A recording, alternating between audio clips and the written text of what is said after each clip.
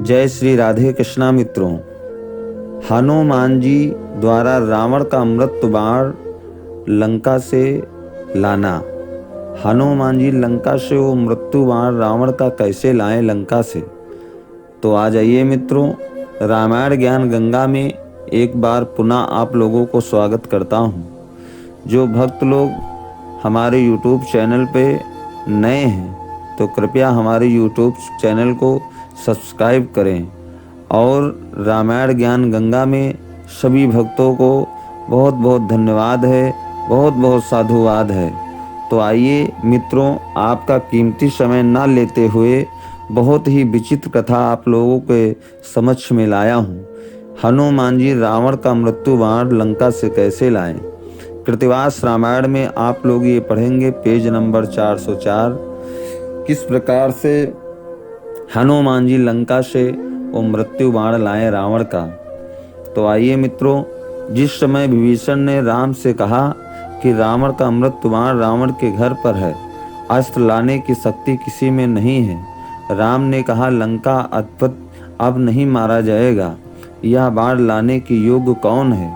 विभीषण को पता नहीं वह बाण कहाँ है, निश्चिंत ही मंदोदरी के पास है, वह बाण लाने के लिए कौन जाएगा। रावण का विनाश होगा। मंदोदरी अंतापुर में बड़ा भयंकर स्थान है, वहाँ ब्रह्मांड पवन भी नहीं जा सकते हैं। जो स्थान से बाण ले आएगा। विभीषण के वचन सुन हनुमान वहाँ से चल दिया। पहुँचते राम से कहा आप चिंता न करें, मैं रावण का मृत्यु बाण अभी ले आऊँगा। राम ने कहा तुमने कितना परिश्रम किया है, परंतु रावण का वध नहीं हुआ, सब व्यर्थ हो गया है।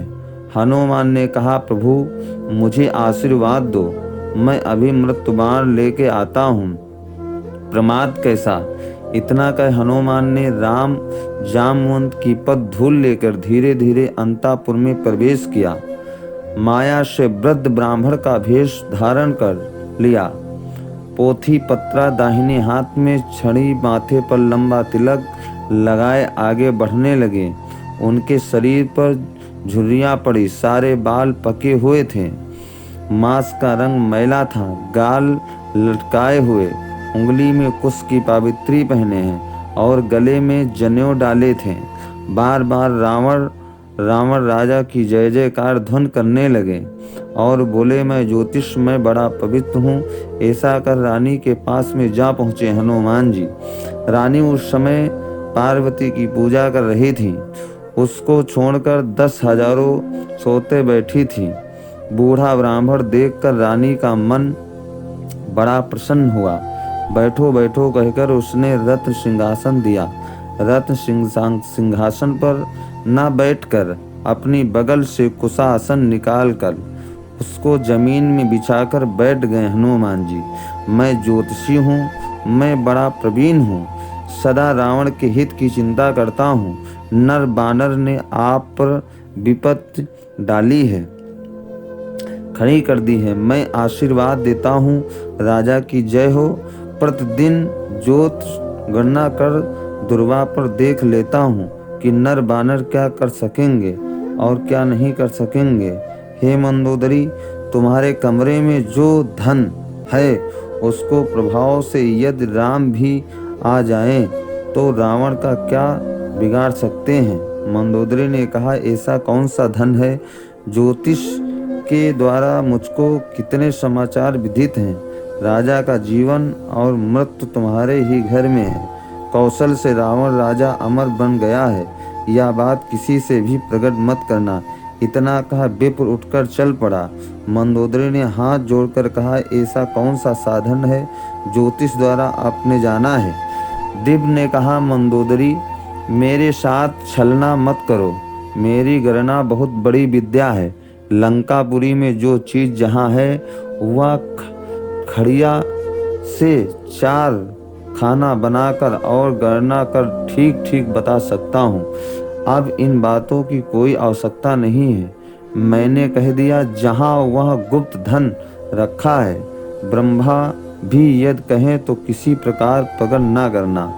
विप्र की बातें से रानी बहुत विस्मित हुई। यह ब्राह्मण कोई मामूली गणना नहीं कर रहा है। मंदोदरी ने विप्रवर से कहा, इसको मैंने बड़े जतन से छिपा रखा है। दिव्य ने कहा, यह सुनकर मुझे बड़ी प्रसन्नता हुई। उसको सावधानी से रखना, किसी को पता न लगने पाए। इतना कहकर दिव्य तुरंत चल पड़ा। 2 पग चलकर तुरंत पलट कर खड़ा हो गया। विप्र ने कहा, रानी मंदोदरी, तुम बुद्धिहीन बुद्धि नारी हो। तुमने उसको छिपा कर रखा है। कोई झूठ नहीं, तुम्हारे वाक पर विश्वास नहीं होता है। घर का भेदी विभीषण बड़ा ही धनघोर शत्रु है। कृपा मार्क्स देखकर किसी भी विपत्ति सकता है। विभीषण, मैं लंका में कोई भी स्थान ज्ञात नहीं है, तब राजा रावण की किस प्रकार से छुटकारा पाएगा। मंदोदरी ने कहा, दिव्य, अपने हृदय में कृतज्ञ कोई चिंता ना करो। विभीषण की क्या सामर्थ्य की उसको निकाल सके। तुम राजा ने पक्ष में परम हितैषी हो। तुम्हारे सामने विशेष रूप से क्यों ना कहूँगी, तुम्हारे आशीर्वाद से उसको कौन ले जा सकता है। उसको मैंने इस खंभे के भीतर चुना रखा है। नारी के मुंह से यह विशेष समाचार सुनकर हनुमान जी बिलोरी खंभे पर एक लात जमाकर ठोंक डाली। सुकृत स्तंभ तोड़ते ही बाण जमीन पे गिर गया। बाण को लेकर छलांग लगाई और असली रूप बनाकर हनुमान जी आज रामादल में पुनः आ जाते हैं। तो कहने का मतलब ये है, आज हनुमान जी इस प्रकार से रावण का वो मृत्यु बाण लाए हैं जो मंदोदरी एक खंभे में चुना के रखा था। जी हाँ मित्रों, अब अपनी वाणी को यहीं पे विराम दूंगा। जय श्री राधे, जय श्री कृष्णा मित्रों।